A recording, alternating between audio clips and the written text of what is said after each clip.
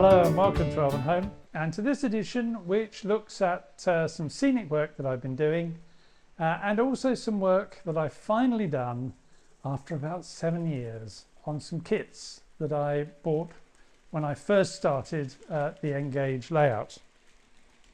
As you will know, it was Model Rail Scotland on Friday of last week and I had a thoroughly good time there.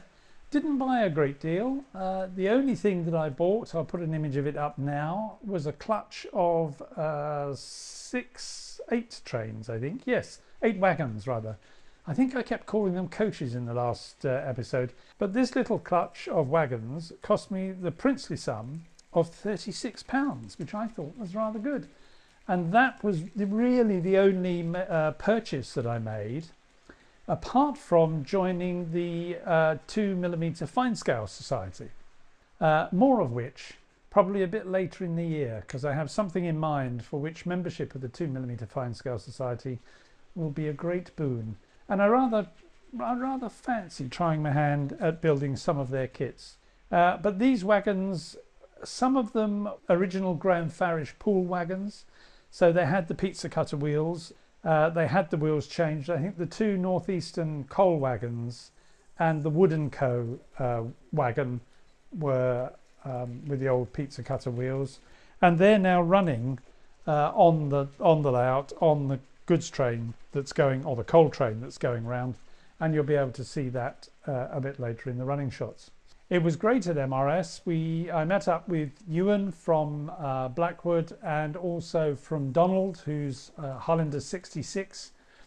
He's just starting his layout, and also Tony from the Heritage Line, and also managed to meet Nat, who'd come up from Birmingham. More about Nat a bit later. And it was good to meet them all, and it's one of the joys of going to exhibitions that you get to meet up with people that you correspond with very regularly through the medium of YouTube, and it is nice actually to meet face to face. So I think that's enough chat. This is a very long intro, not usually do these long intros. So let's get on having a look at the work that I started at the beginning of this week behind me.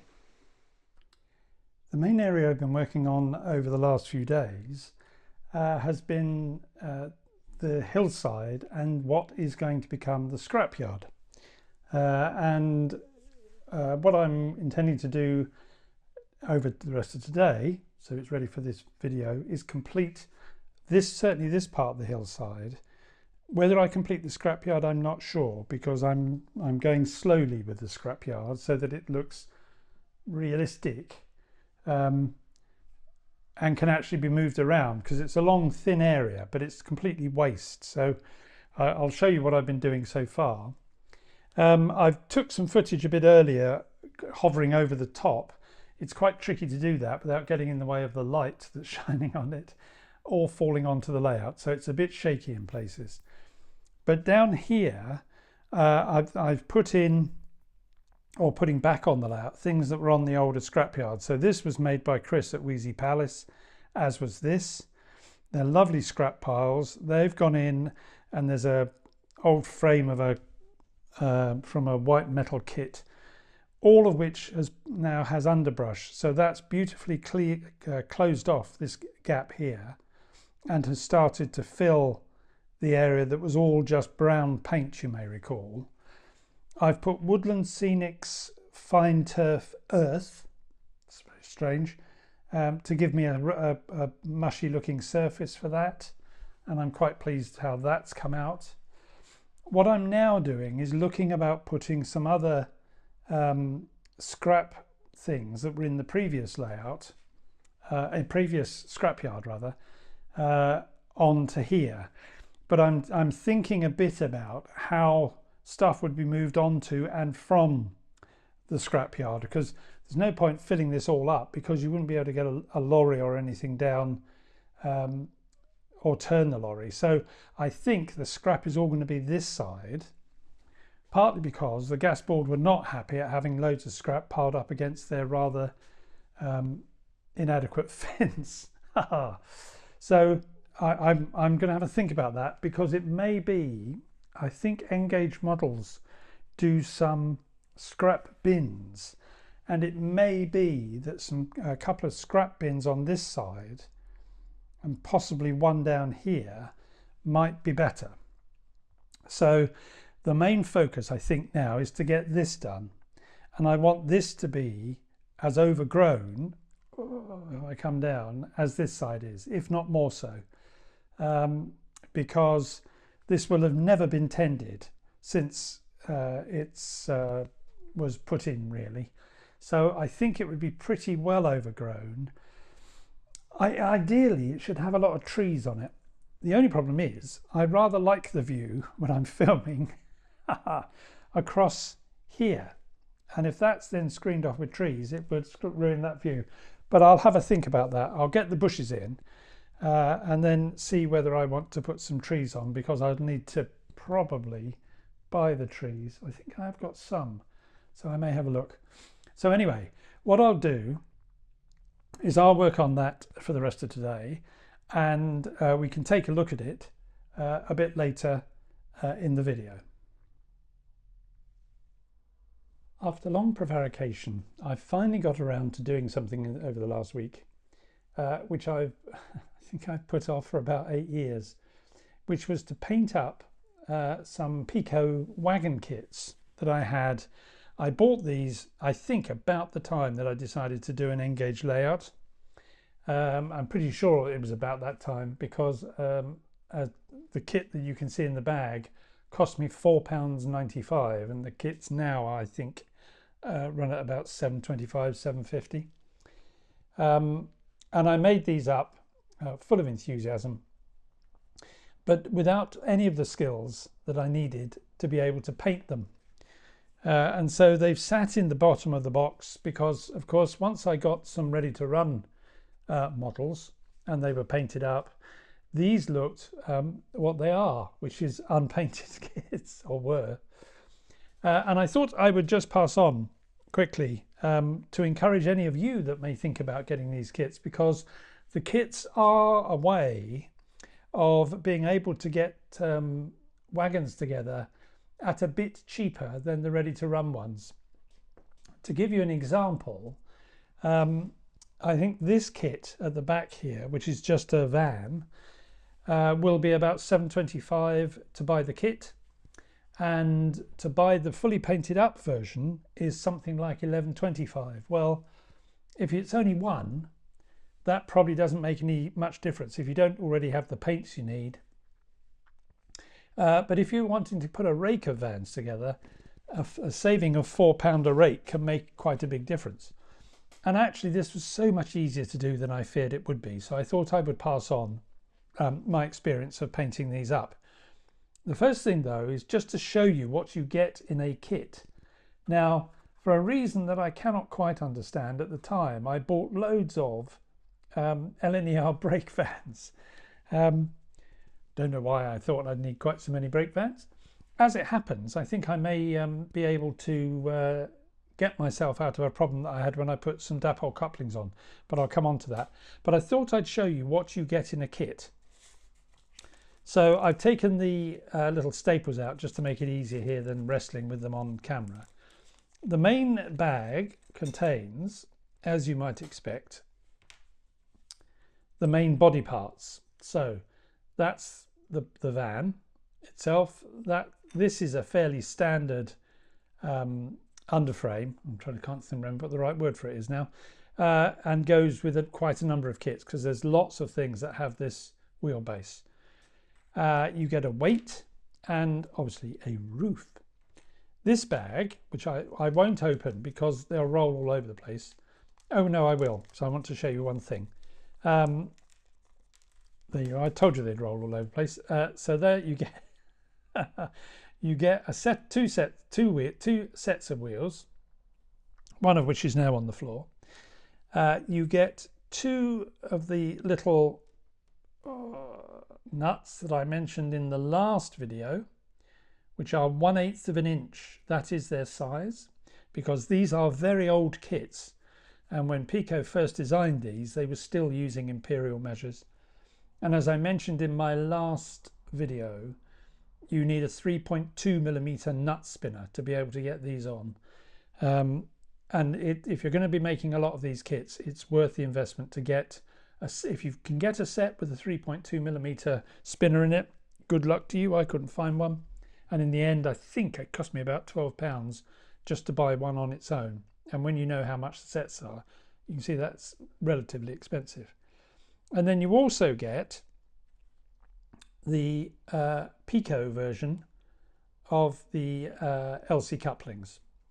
Okay, and these drop into the underframe with the little pointy bit sticking down, and then you put the weight on, and then you put the body on.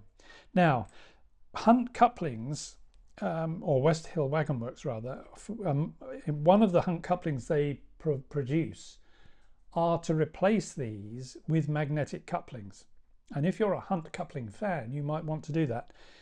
My advice is make sure you do that before you screw the body onto the underframe, because once the screws are on, they're self-tapping. You can see under here the two little prongs, and they don't have a thread on them if you have a look. So the nut is self-tapping when it goes on. If you have to take it apart again, it can be very variable whether the nut will bind tightly enough when it goes back on, because these models really aren't meant to be taken apart once they're put together. So if you're going to fit Hunt couplings to these, the Pico alternatives which they sell, do it when you make the kit. I would be, by all means, have a go at doing it afterwards, and you may be fine. Sometimes it will work and it'll bind, but sometimes it won't. And when it doesn't, it can be very hard to get the nut on tight enough, even if you put some super glue on top, for the body properly to sit tightly to the underframe. So they're very simple kits, as you can see, but they are in their original state from when they were molded, and that does require you to do the painting. Now, as I said, I'd been putting this off like a coward, but I finally sat down a few days ago, and these were all made originally, well, I'm pretty sure they were made at the end of 2015, early 2016, I think. And so I set to painting them. If I pick this one up, it was really pretty simple painting them. I didn't put an undercoat on them now I think about it, and I probably should, but it hasn't turned out too badly. The underframe was just painted in a sort of matte black, and I've painted all the bits that you can see, so that's in a matte black. The roof, which is a separate part, has been painted in a stonish grey, so it's an off-white colour. And the body, I played around trying to get the bauxite colour and how to match it. I started off with the Vallejo wood grain, which is this colour here. So you can see the code. I then added to it some red, just Vallejo red, and that gave me a colour that I thought was a bit too red and a bit too dark. I put a little dash of off-white in there. Just bring that in. And then I was getting a bit pinky for my taste, and so I put a little dash, if I can find it, of mahogany brown. And I'm pleased to say that gave me a really good match. If I show you, well, no, I'll show you in a moment, a ready-to-run version, you'll see that actually the colour has come out rather well. But bauxite is a mixture of brown and red, and you've just got to get the right sort of mix together and just keep playing and adding a bit of colour until you get the match. The transfers that are on there were from Fox Transfers. They do a general northeast wagon a lot of the transfers that are on the little sheet that comes to you are tiny. So I've not added transfers that would normally be down in this corner and in this corner. But I have put the NE for the Northeastern on. And I used a technique. One of the people that I met, I'm not sure if I've already mentioned this in the video, at Model Rail Scotland was Tony from the Heritage Line, and I was saying to him about putting transfers on the side of wagons, and he said, well, how about hold the transfer in some tweezers in the water, because one of the big problems, particularly with very small transfers, is the surface tension of the water, however small a bowl you have, is still so strong that it can be quite tricky to get the transfer out before it completely floats off from the paper. And if it does that, well, then you've lost the transfer. So hold it with a pair of tweezers in the water and then pull it out and just hold it again until the transfer releases from the paper. And I'm pleased to say, Tony, thank you for that idea. It worked a charm. So these have gone on much better than the one that went on the side of the cattle wagon. And they're on both sides, as you can see. Once they were on, and I did use some Microsoft and Microsol, which is a little set, oh, pardon me, that you can get, which you put the Microsol set, oh no, yes, you put the Microset on first to help it bind to the item, and then you put the Microsol on after, and that softens it and makes it sit nicely on the wagon side. And as you see, these have all been painted up. This Queen Mary brake van I've wanted to use for ages and ages and ages. And so I'm so pleased finally to have got on and painted that and have it ready to run. And as you'll see, I think I've matched the colour with a ready to run really pretty well. It's maybe a little bit lighter, but it's going to be near enough. And of course, no two wagons were identical anyway, and paint colours being mixed up would have been slightly different shades one to another, but it certainly doesn't look out of place. So that's been a rather long section, but I thought, for this has emboldened me if I want to get other general wagons. I think it's much harder when you're looking for named wagons. And if you're looking more in that one, you want to go for a company, I think it's called Robbies Trains. I'll put up on the screen here once I look up and work out what it's really called. And I'll put a link in the description below. He's absolutely brilliant.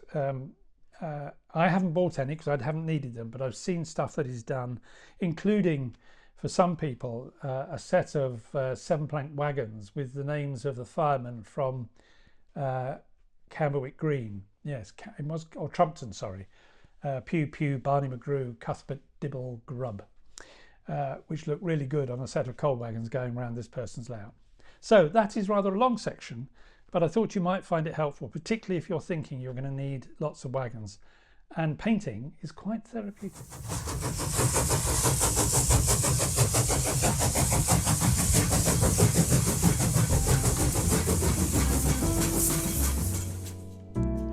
I thought it was about time to resurrect Two to Watch.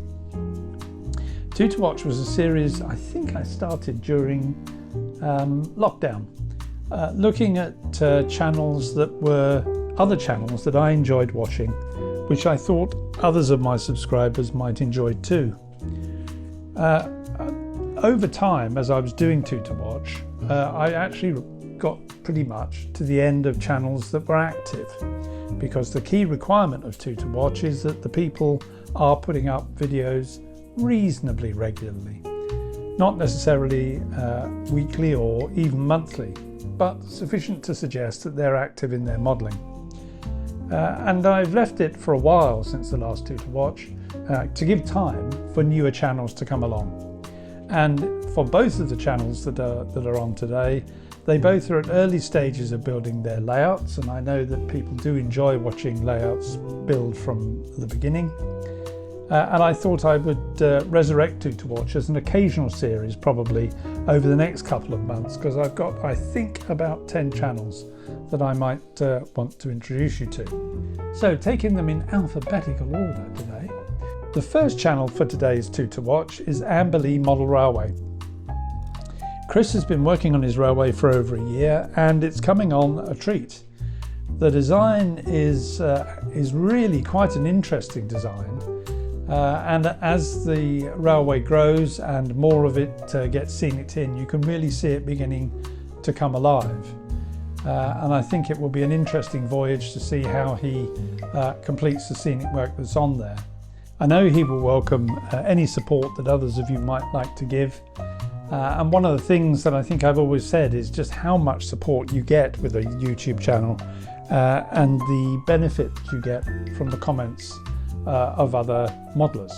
The second channel that I want to talk about today is Austin Valley Model Railway. Nat has been going great guns actually, getting quite a lot done in a fairly short space of time. And he too has a really interesting design, and some of his latest scenic work has been really very impressive. And I had the great pleasure of being able to meet Nat at Model Rail Scotland, as I mentioned earlier, and to talk a bit about the work that he's doing as he's developing his railway. I think you'll find that both the scenic work and the running shots that he puts into each video make this similarly a channel that it's worth spending a bit of time with, and also to give support to a channel that is really at the beginning of its journey. So that's the 2 to watch for this month.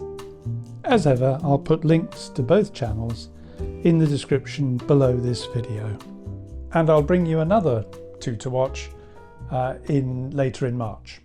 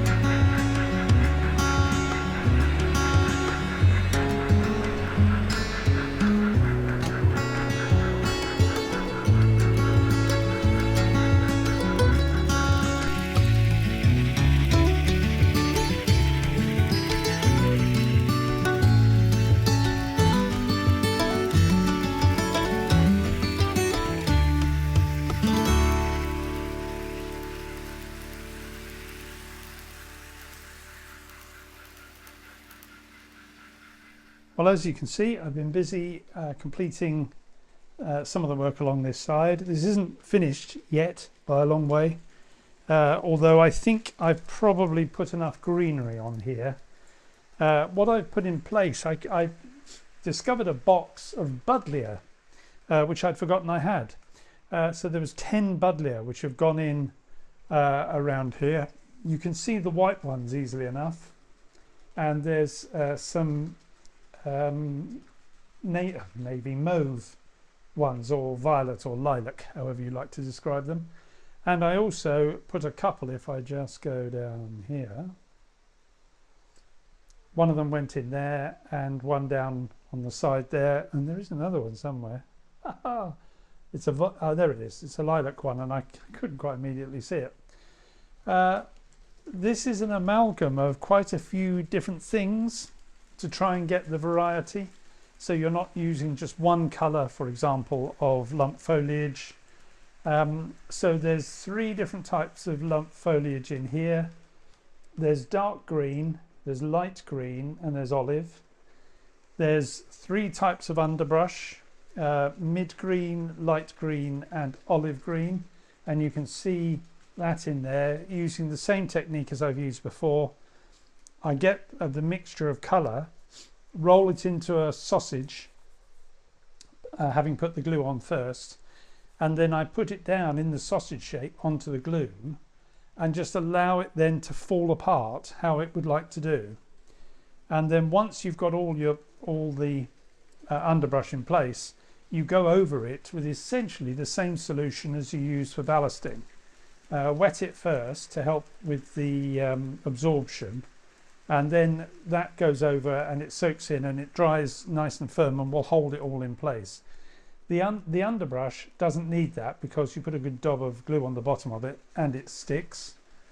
I had some shaped bushes, which are these dark green ones, and there are some lighter green ones in there as well.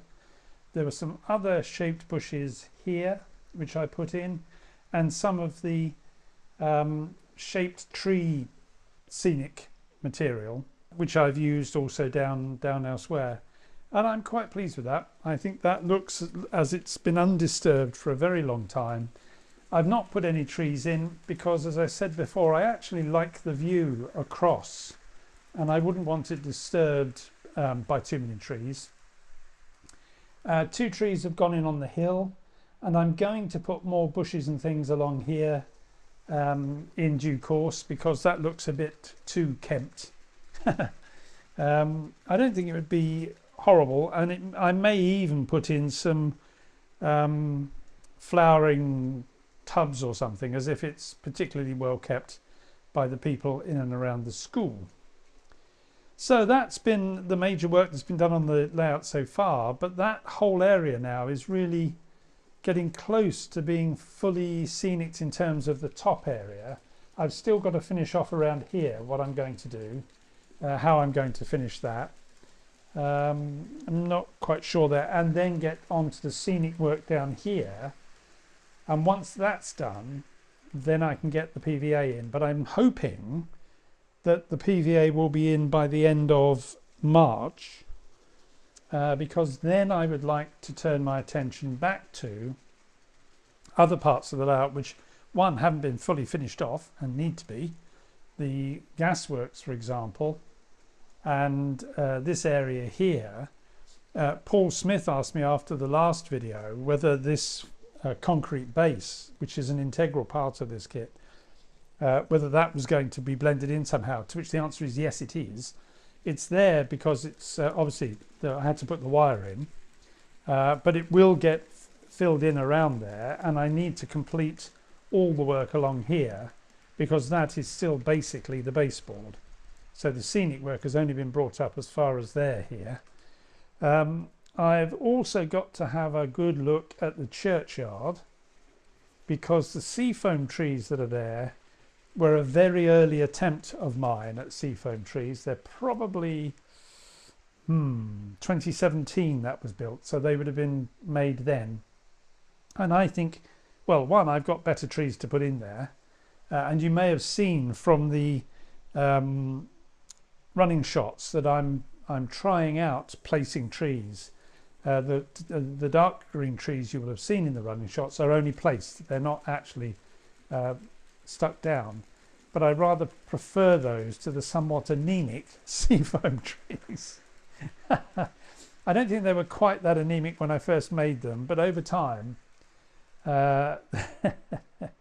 they just look so weedy. Anyway, so there's plenty for me to be doing around here before I start thinking about the project I've hinted at, which I hope will be done a bit later this year. So that really completes the video for this week. I hope you've enjoyed seeing what I've been up to over the last couple of weeks. And if you've liked the video, please do give it a thumbs up because that's very helpful. And if you haven't subscribed, well, please do. It'd be great to have your company. And both subscriptions and likes are very helpful for getting the videos seen by a wider group of people on YouTube.